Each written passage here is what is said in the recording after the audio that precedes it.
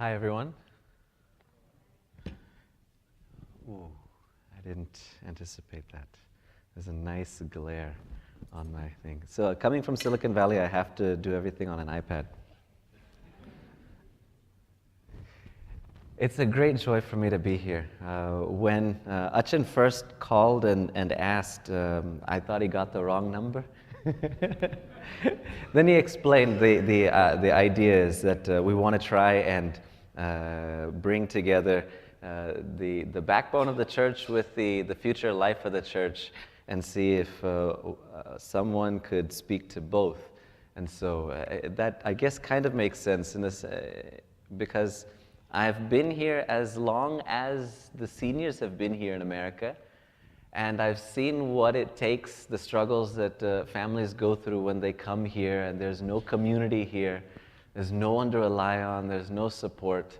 I've gone through that, and I've seen all that, and then I also know what it's like to be a youth here with the stress of identity crisis. Am I Indian? Am I American? Am I Marthomite? Am I something else?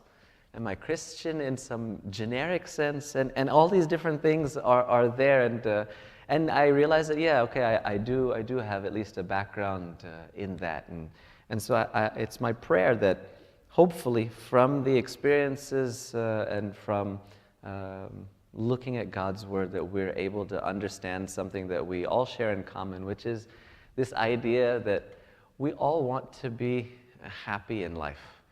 Right? There's no one in this world who wakes up and says, you know what, I want today to be a bad day. I want to have a poor life.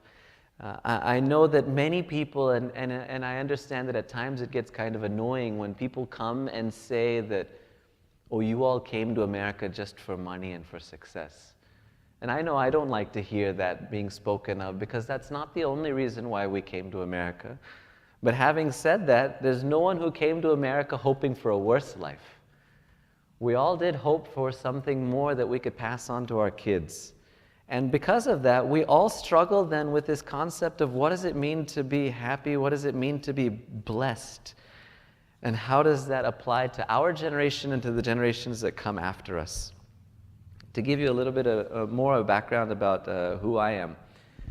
When I came into this idea of possibly going into ministry, it wasn't something that came to me at a young age. I had this, I feel like this call came rather late in life, so that by the time I finished seminary, I was already 30. When I finished my undergrad in engineering, I thought that there was this kind of idea that I enjoyed church, but that was it. I enjoyed going to church. I never saw it as a ministry.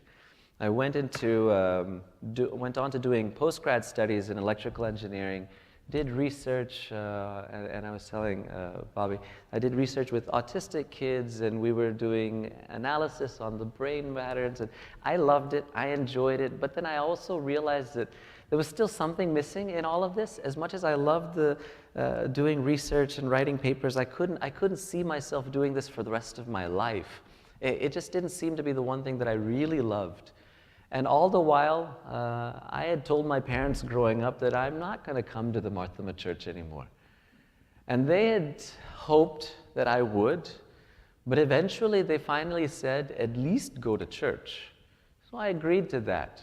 So when I was studying in Austin in my undergrad days, there was no Marthoma Church there, first of all. And then even if there was, I don't know what I would have done, but nonetheless, I went to all the local churches. When I came back to Houston and started my grad studies, when I decided, let me come back to the Marthoma Church and see. Let me give it one more chance. Meanwhile, I'm reading a book about our Marthoma Church history written by Alexander Metropolitan Thidamani. And on paper, I loved what our church stood for. But in real life, it didn't seem like that these were the same churches. What was written in the book and how we run our general body meetings, and how during diocesan exams, my arch nemesis's mother would be standing behind me watching to see what answers I put, and all those things were there. But I gave it a chance, and one thing I had committed to doing, which forever changed my life, I said, based on the experiences that I had gone through, that if God is asking me to do something, I'm just going to say yes. Even if I don't understand how or why it'll work, I'm just going to say yes. So one after another, getting involved in youth fellowship, getting involved in the praise and worship team when I honestly did not know how to strum a guitar. Every single time was this very nervous, okay, God, if that's what you're calling me to do. But I didn't understand, and it didn't seem too enjoyable. I was nervous most of the time, like I'm nervous now. Somehow at the end of it all, though, while I was then considering, is this what I'm going to do for the rest of my life, sitting behind a desk, writing grant proposals, doing research, or is there something else that I love doing? And so I considered medicine. And so I told my parents, I'm doing medicine, and you know what the reaction would be. Right? The reaction of any Malayali parent when you tell them that I'm thinking of medicine is, thank God. Right? They were happy. They were happy that I was considering that. I didn't tell them that I was also considering ministry. I didn't want anyone biasing my opinions. And so for the next 1 or 2 years, I pressed forward. Meanwhile, after saying yes to different things in the church, somehow being the Sunday school teacher for the college kids class came up. And so every week, I would be printing out 30, 40 pages worth of commentary on the chapter that I would be taking for the Sunday school class on Sunday, while trying to do all my graduate study work. Long story short, there was one question that I had asked myself that kind of, it was the nail in the coffin. I asked myself, what would be the one thing that I would miss the most when I go to med school? And obviously you can tell that there's a certain bias in that question. That I would say, when I go to med school, what would be the one thing that I'd miss? But for some reason, the answer that quickly came was, I would really miss this Bible study. I mean, when I go to med school, there would be no time to attend a Bible study, let alone teach a Bible study. And I loved it so much. And then there was this moment where it clicked, that's what I love doing. And so I decided that day, I'm going to say yes to ministry. If this is what the love that God has put into my heart, even though I have no clue how a person who takes a shower in warm water will now take a shower in cold water, how a person who loves to drink cold water will now have to only drink hot water, how I'll have to learn Malayalam when at home. I never spoke in Malayalam, and we finally wore our parents down to the point where they would never talk to us in Malayalam either. How would all that happen? I had no clue. I had no clue. All I knew, though, is that I can't say no. I told my parents, and I don't know if you could imagine what the response would be to this was. Mom was happy. Dad, not so much.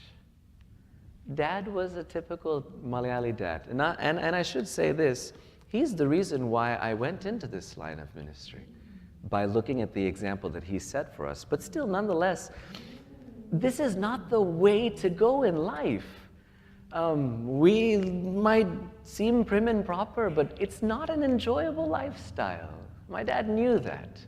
I think in my heart of hearts, my mom knew that too.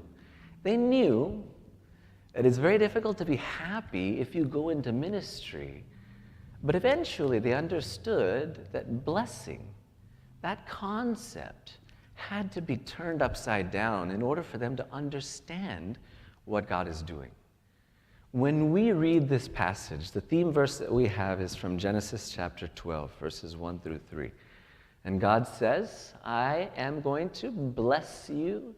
I will make your name great. You will be a great nation. No one will ever be able to count how many descendants you have. And in every way, shape, or form, this is a great thing. Except the kind of blessing that awaited him was probably not what he had expected. He would end up having to leave his home place. Everything he knew, he had to leave behind. He struggled with not being able to have a child.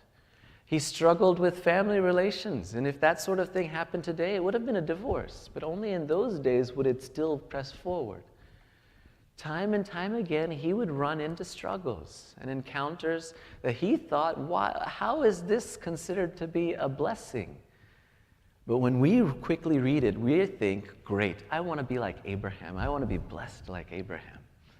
But we should be careful when we ask for such a blessing, because the very meaning of this word needs to be re-understood. I would say that we need to look at blessing from three aspects. And so since I have 3 days, it's quite convenient to then divide it out into three different understandings of this word. So the first thing that I want us to do today, I want us to understand, what is blessing?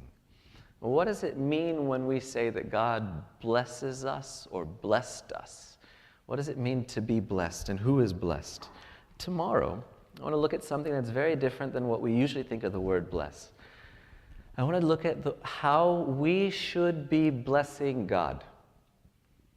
Again, with our typical concept and definition of blessing, that doesn't immediately fit, but it should. It should, because Psalm 103 says, what? Bless the Lord, O my soul, and all that is within me, bless his holy name. Bless the Lord, O my soul, and forget not his benefits. Right? En maname ehoe wartuga. Right? So that this idea of us blessing God, that is definitely tied into this concept of blessing. So what does it mean for us to bless God? What happens when we don't bless God? And then on the third day, I want us to look at now, what does it mean to be a blessing? It's a little different than to be blessed. You can be blessed, but not be a blessing to others. So there's something more to being blessed. You have to be a blessing. So what does it look like when God pours into our lives, and then when we pour back onto God, and still we find that there's a lot left over for everyone left around us that we can pour out these blessings onto? So this is how I want us to structure that. In order to do that, let's just look at Genesis chapter 14, verses 18 through 20. If one of you could read that out loud. Genesis 14, verses 18 through 20.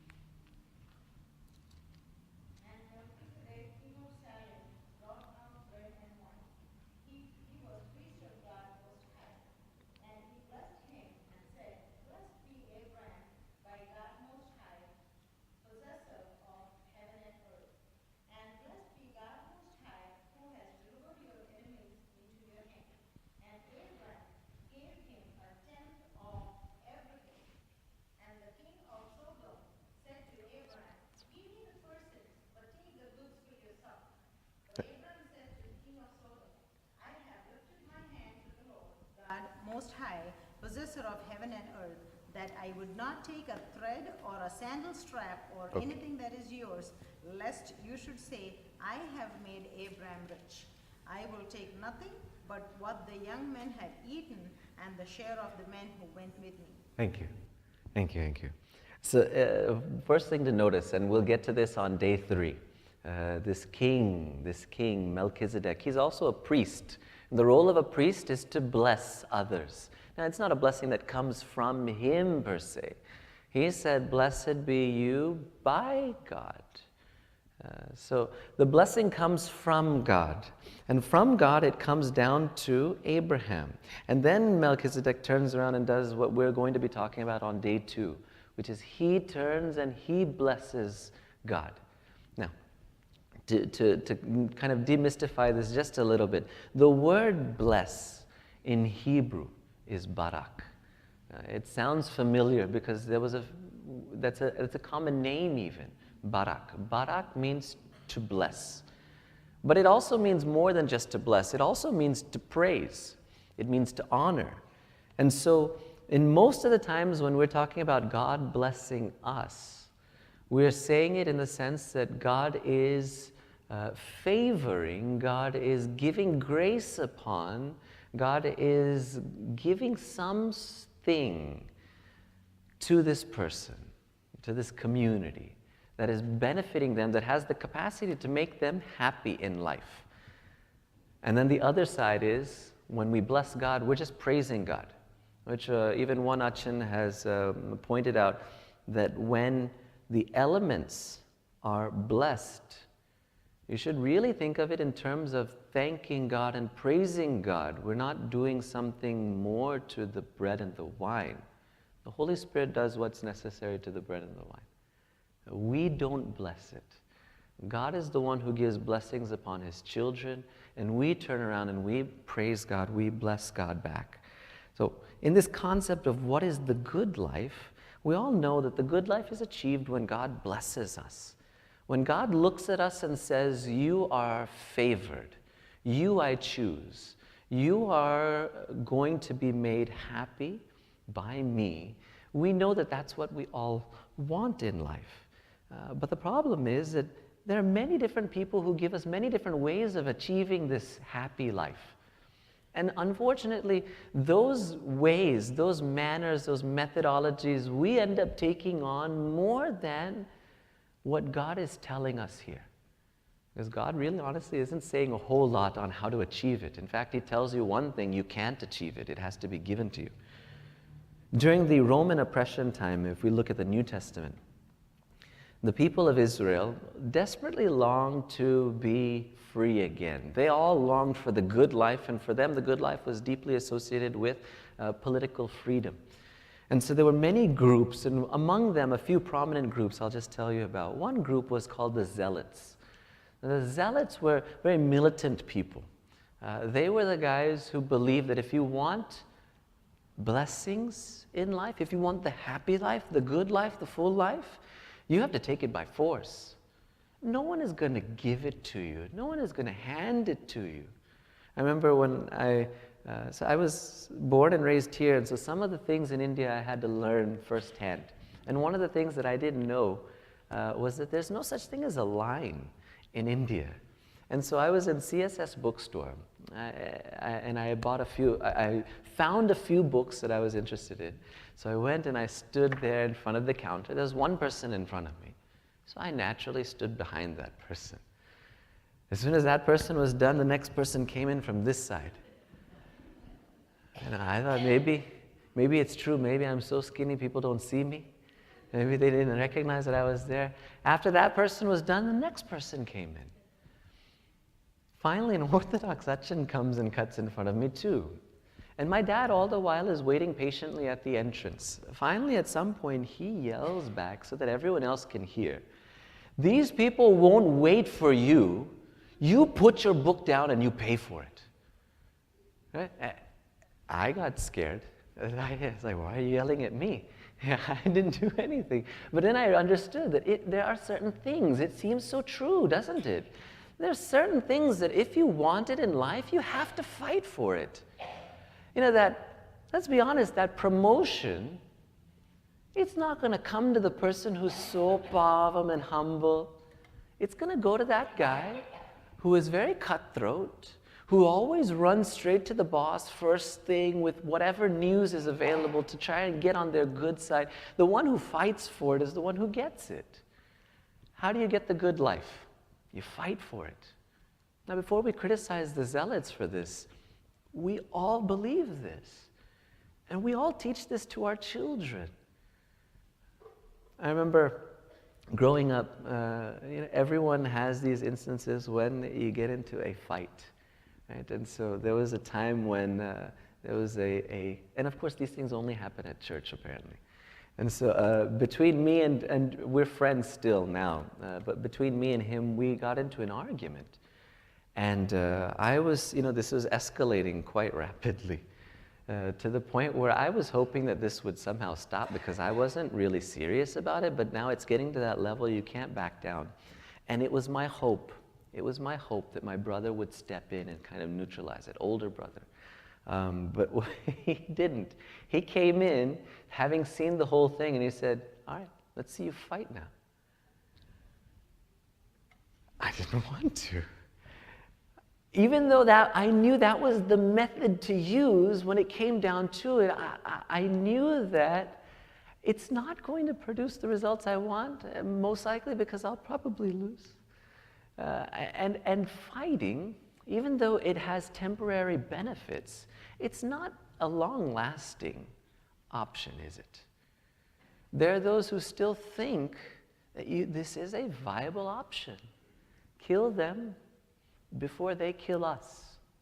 Policies, the way we find where we want to buy our next house, these are all built around the idea of either fighting or not wanting to fight. But we know that that's the method.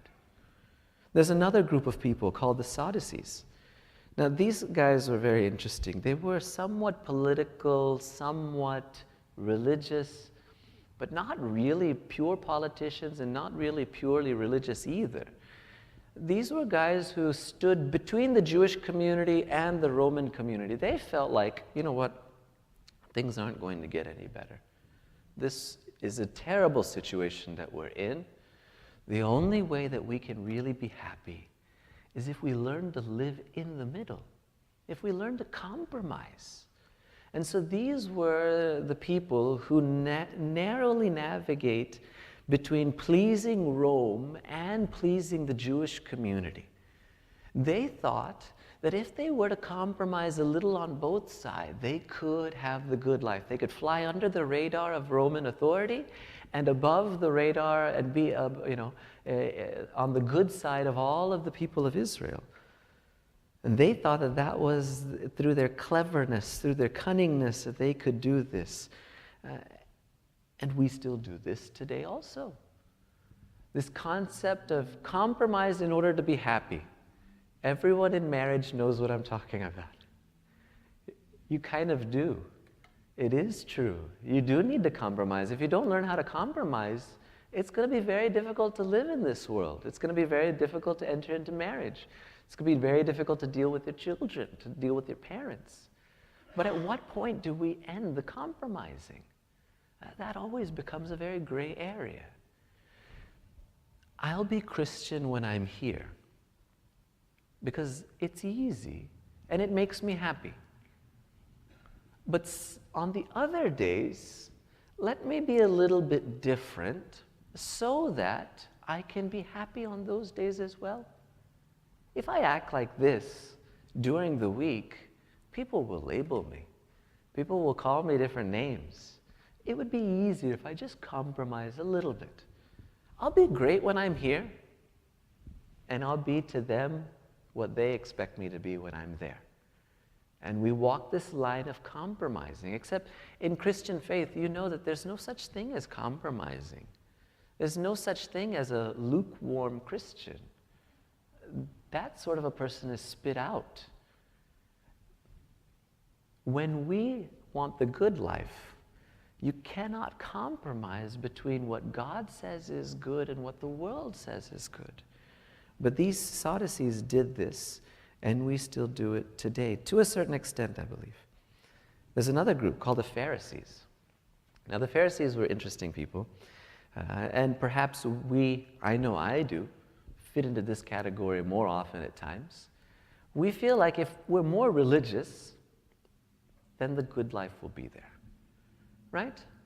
I mean, isn't that what the Bible says?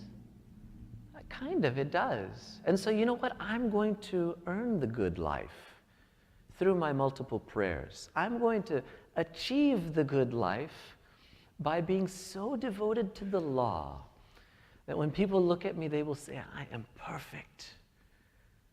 And so that if I want to be happy in life, as an Achan, as a human being, as a Christian, I need to be as to the law as I can, following the rules, abiding by the letter of them so that no one can say that I deviated here or there.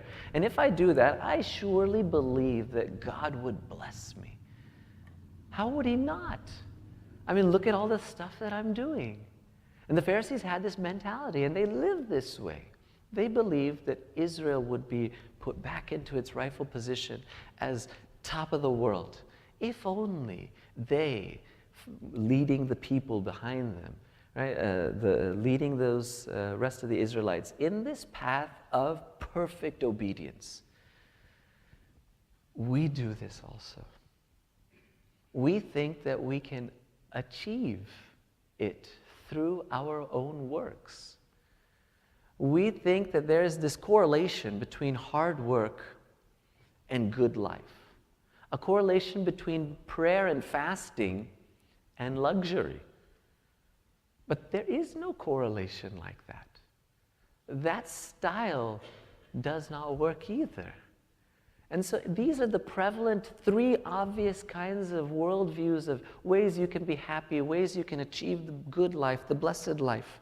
And in the midst of all of that, Jesus says, no, that's not going to cut it. Normally we look at the things around us, the things that we label as the good life. What are those things? A house? A family that stays together? A good job? Possessions? Right? These are blessings, aren't they? They are the fruits of the blessing, I would say. But I don't know if they're the blessings themselves. But we've gotten to a culture, we've gotten to a point where we define blessings by material things. And we say that these physical things are the blessings in themselves, and we forget that God is the one who gives a blessing. And if it's God who's giving it, trust me, He won't replace Himself with things. No parent buys a gift on Christmas and gives it to their child in the hopes that they would then take the toy, run to their room and close the door, never to be seen again for the rest of the evening. No parent hopes that. Instead, what every parent hopes is when they give a gift to their child, this child will see it, will be excited, will turn around and will hug the parent and will say, "Thank you.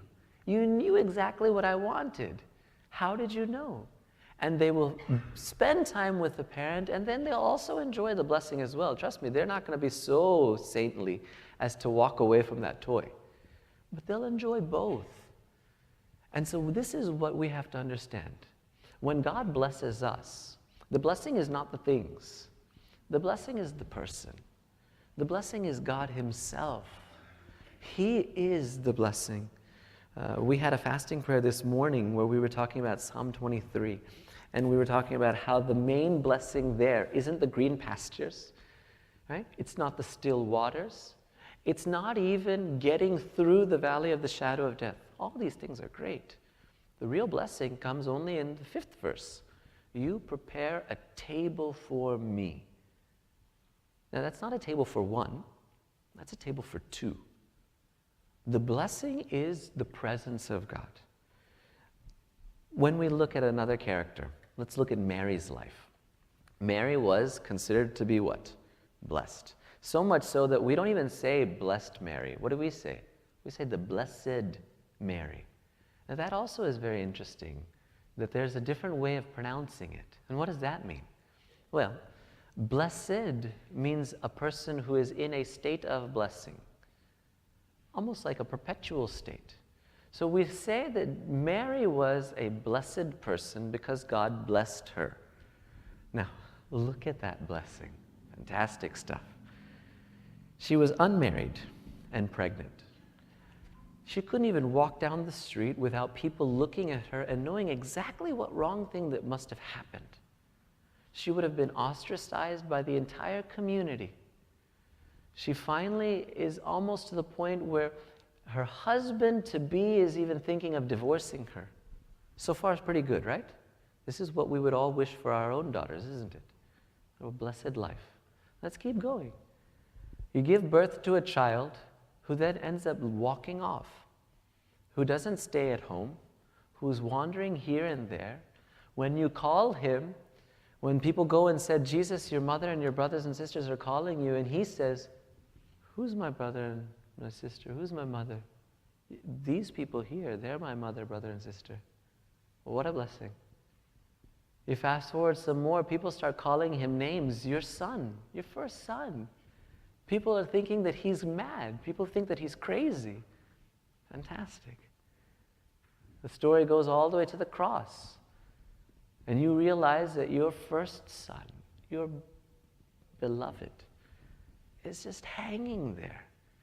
Now, because of the modesty of painters, they never show it in its real form. He was there bare on the cross. No chance of modesty, no chance of glory. Where's the blessedness in that? And yet, that angel has the audacity to say, "Blessed are you, Mary, favored by God." That's not the blessing that we want. That's not the blessing that my parents taught me about, that their parents taught them about. That's not the blessings that we've heard shouted to us during different times, during different messages even. This is something very different. What does it mean then? I think it's this. Mary understood that the blessing is not in the circumstances around you. The blessing has nothing to do with how you are living in life. The blessing has only to do with one thing. Is God there, yes or no? Is God with you in that moment? If He is, wherever you are, whatever the situation, whatever you have or don't have, that's a blessing. But so strong was the idea that the rich were blessed. I mean, who owns everything? God. God is the maker of heaven and earth, even as Melchizedek said. If you have anything, it's only because God gave it to you. So definitely the rich people have it because God gave it to them. And so the understanding was that the richer you are, the more blessed you are. The more poor you are, the less blessed you are. Because even today we have this concept that says that if you're poor, it's your own fault. It's because you're lazy. It's because you deserve it. And we have teachings based on that. And so Jesus tries to correct all of that by saying a sermon that's very familiar to all of us, the Sermon on the Mount, where He said, "I know that you all think some things, but let me just correct it." And I'm paraphrasing, obviously. You think that blessed are the rich because they have everything. Well, let me tell you something. Blessed are the poor because even when they have nothing, they have the kingdom of God. Blessed are those who are full, you all say. We all believe because they're satisfied. No, I'll tell you the real truth. Blessed are those who hunger and thirst. Blessed are those who are desperately in need. Because when I'm with them, they'll be satisfied. And on each one of the Beatitudes goes. So that our concept of blessing is now completely detached from our possessions. No longer can we brag to others that I must be blessed because I'm here living fine. I came to America, right? And I'm not quoting you, I'm quoting my parents, right? And maybe even quoting what was said yesterday. I came to America with $8, right? But look at me now. The blessings of God. Be very careful. Be very careful. Because if we think that that automatically means blessing, there's a good chance that we are in our room with the toys that God has given us, and He's somewhere else, waiting for us to come back to. Understanding what it means to be blessed is very important. Mary teaches us that we have to live life beyond what we see. Paul even told us this. We live by faith, not by sight. Now, it does take faith to understand if you have been blessed. Because if you can't see blessings, how do you know? I have cancer. I lost a job. I lost a loved one. How do I know that I'm blessed? Without faith to understand the invisible presence of God, then this is an impossibility. Mary teaches us to live life in a way that is very deep. Don't be so quickly attached to the next latest gadget. And I say that talking to myself as well. I'm an engineer. I love gadgets. I love electronics. But in the end, everything fades. everything rusts, everything will be gone. The green valleys will disappear at some point. And though, thank God, the darkest valley will disappear as well, there's only one thing that remains. And if we have traded him for what we thought was a blessing, we will be, of all people, to be most pitied. Now, Paul put it slightly differently when he said it, but he was talking in the terms of resurrection. We as Christians, if we're living life right, people will look at us and say, there's something wrong with you. You shouldn't be this happy. You shouldn't be this happy when you're struggling this much, when your child seems to be here or there. Why should you have a sense of resounding joy still deep in your heart? And I'm not saying smile all the time. I'm not talking about cheap happiness. But how is it that we can still have hope? How is it that we can still be strong? In Mary's life, we look, and it was a train wreck of a life. It was by all definitions of us today, it was a terrible life. When I talk about seminary, even I'll say this, I don't wish it on my worst enemy that they would have to go to seminary, because it was terrible. I hated it. But nonetheless, it was the most blessed experience I have gone through. Detached from the feelings, detached from the circumstance and situation, I'm able to say that. This is how we must go. Our family, my eldest brother has Down syndrome. And Down syndrome, if you know a little bit about it, it's a genetic disorder. The simplest of things. Everyone has a certain number of chromosomes. He happens to have one extra chromosome on the 21st one. And for some reason, that creates all these new possibilities for him. And so it's a genetic disorder. It is what it is. When my parents came to America, they struggled. The first child was a miscarriage. The second child was Libu, my eldest brother. He had Down syndrome. The doctor said, don't do this anymore. All your children will have Down syndrome. That's just the natural cause of it. Usually, Down syndrome occurs as the last child, and everyone stops after that, because the chances of a second child in the same condition is very high. Hoping against hope, they tried again. Another miscarriage. They tried again, and then they had my second brother, Leslie. They tried again, and they had me. 3 boys, when they thought that there was no hope in it all. This changed our lives. Many times, I remember when people would come to our house, and they would earnestly, out of the genuineness of their hearts, I would say, but nonetheless, they would pray that God would somehow rectify the situation and that God would really bless us moving forward. My dad would get so irritated by that prayer. What do you mean, and then bless us?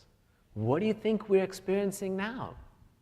He considered this a blessing, but no one else would. For those who have ever had a member of the family who needs constant help in the simplest of tasks, you know that it's not easy. But nonetheless, our entire family was changed around his presence in there.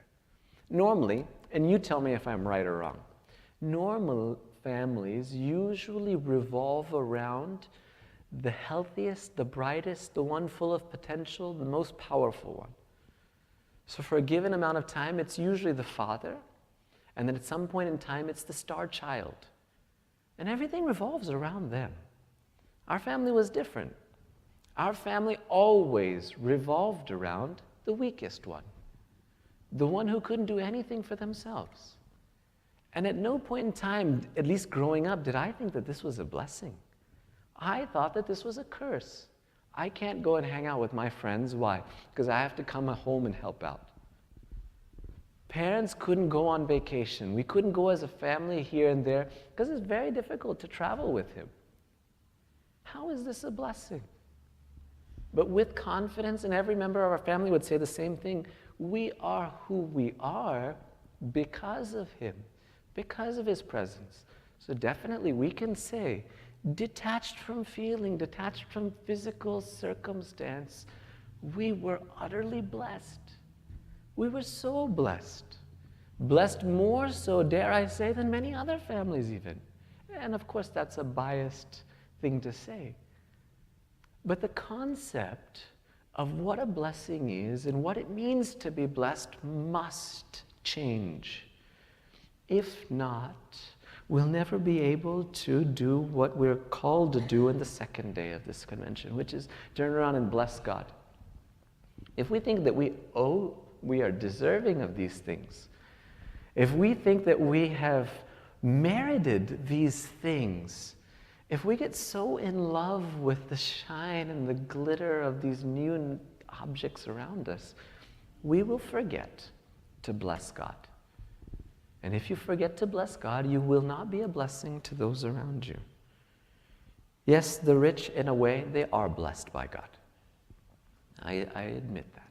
And it's important to say, God does bless in abundant ways. You shouldn't feel sorry for the things that you have. And I don't want to make anyone feel guilty about the prosperity that they've enjoyed. But the change of perspective needs to be made so that we don't believe that that is the blessing, but instead, even though I have a home, even though I have a car, even though my family is all here together, you know what brings me the most joy? You know what brings me the most happiness? God is here. Christ is here. Because of that, I'm happy. And because of that, everything else has its rightful place in its priority. This is what we need to strive towards. The blessed ones will be the hurting ones. The blessed ones will be those who are scorned. And this gives us hope. Because you know what? I don't have to look perfect. I don't have to have the same salary that you have. You don't have to have the same salary as the next big person has in order to know that God has blessed you. You don't need to have good health to know that God has blessed you. You don't need to have a spouse to know that God has blessed you. You don't need to have a job to know that God has blessed you. God blesses all those who know that He is there, because that in itself is the blessing. And I pray that we would understand from the life of the Blessed Mary, and even you look at the life of the Blessed Apostle Paul, shipwrecked, snake-bitten, jailed, beaten, all the list is there in the Bible for you to read. And nonetheless, he says, I am made strong even in my weakest. Tying different verses together, you understand why. Because the grace that was there all along. The grace is the blessing. The presence of God is the blessing. Everything else, icing on the cake. Don't sit there and eat the icing. Enjoy the cake. Enjoy the cake, and with it, enjoy everything else that God gives us. When Melchizedek came to Abraham, he blessed him. And then Melchizedek sets for us the example for tomorrow to study. He turns around and he blesses God. I pray that no matter what situation in life you are in right now, no matter what giant question marks loom over your head, no matter what situation you've just come out of and into the craziness that you're entering, know this: God has blessed you. He has blessed you with His very presence. He has given you His Son. Nothing else beats that. And with that in mind, have a joy that is unshakable and never ending. May the good Lord strengthen us and bless us by His words. Amen.